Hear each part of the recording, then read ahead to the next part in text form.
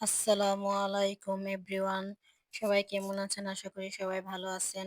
আমি নতুন একটি ভিডিও নিয়ে আবার হাজির হলাম। আজকে রান্না করব লটকার শুটকি ভুনা। আপনারা যদি এই ভিডিওটি ভালো লাগে কমেন্ট করবেন। আর নতুন কোনো ভিডিও দেখতে চাইলে তাও কমেন্টের মধ্যে জানাবেন। এখানে আমি লটকার শুটকি ৪ টা নিয়েছি। নিয়ে ছোট, ছোট করে কেটে এটাকে গরম পানিতে ৫ মিনিট ভিজিয়ে রেখেছি। উম ভিজিয়ে রেখে তারপরে কাঁটাগুলো আলাদা করে রেখেছি। এখানে উম আলু আর বেগুন কেটেছি। এখানে পেঁয়াজের কুচি, রসুনের কুচি রেখেছি। শুটকি ভুনার মধ্যে একটু রসুনের কুচি দিলে ভালো লাগে। এখন আমি কড়াইটা চুলায় বসিয়ে চুলাটা অন করে নিচ্ছি। চুলাটা একটু পানি ছিল ওই কড়াইয়ের মধ্যে, সেটা শুকিয়ে এখন তেল দিয়ে দিলাম। তেল দেওয়ার পরে এখন আমি রসুনের কুচিটি আগে দিয়ে দিব। রসুনটা একটু ভাজার পরে আমি পেঁয়াজটা ভাজবো। এখন রসুন দিয়ে দিয়েছি। রসুনটাকে আস্তে আস্তে করে একটুখানি লাল হলে আমি পেঁয়াজটা দিয়ে দিব। চুলার জালটা একটু বাড়িয়ে নেই।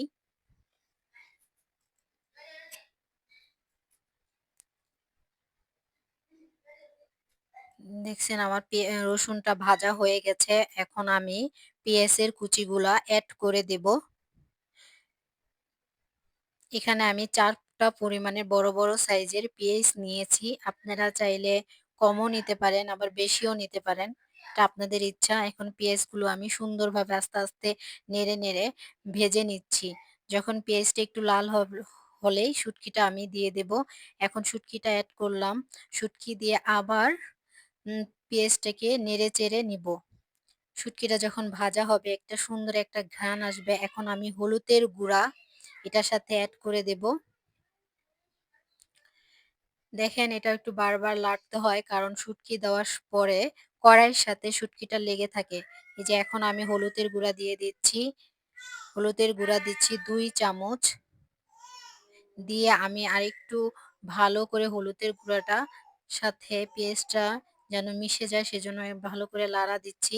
এখন দিয়ে দেব মরিচের গুঁড়া। শুটকির মধ্যে একটু মরিচের গুঁড়াটা বেশি এড করলে মনে হয় ঝাল, ঝাল ভুনাটা মজা লাগে বেশি।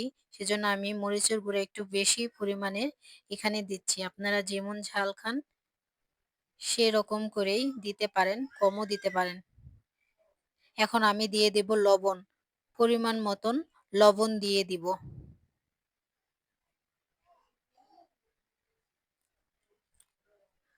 লবণটা দেওয়া শেষ হলে সুন্দর করে আবার নাড়তে থাকবো। এখন পানি দিয়ে দেব। পানি দিয়ে এটাকে ভালোভাবে কষিয়ে নেব।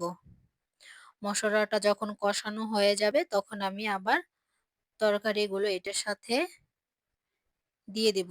এখন আমি ঢেকে দেব। ঢাকনাটা উঠিয়ে দেখেন আমার মসলাটা কষানো হচ্ছে। এখনো পুরোপুরি কষানো হয়নি, সেজন্য আমি আবার ঢেকে দেব। ঢেকে দিলাম। একটু পর আবার এখন উঠিয়ে দেখব কষানো হয়েছে নি। দেখেন আমার মসলাটা কষানো হয়ে গেছে। তেলটা উপরে উঠে এসেছে।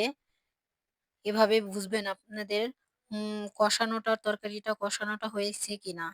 যত ভালো করে কষাবেন ভুনাটা ততটা মজা হবে। এখন আমি বেগুন আর আলু দিয়ে দিচ্ছি। দিয়ে আবার ভালো করে নেড়ে-চেড়ে একসাথে সবগুলো মসলা যেন মিশে সেজন্য ভালোভাবে লাড়তে হবে। আস্তে, আস্তে করে নেড়ে দিচ্ছি। মসলাগুলো দেখেন নিচে সবটি উপরে উঠিয়ে ভালোভাবে লাড়বেন, নেড়ে দিবেন যাতে মসলাটি সম্পূর্ণ তরকারির সাথে মিশে যায় আলু বেগুনের সাথে। এখন ঢেকে দিলাম একটু কষানোর জন্য। এখন আমি দেখেন আমার বেগুনটি একটু, একটু কষানো হচ্ছে, পুরাপুরি কষানো হয়নি।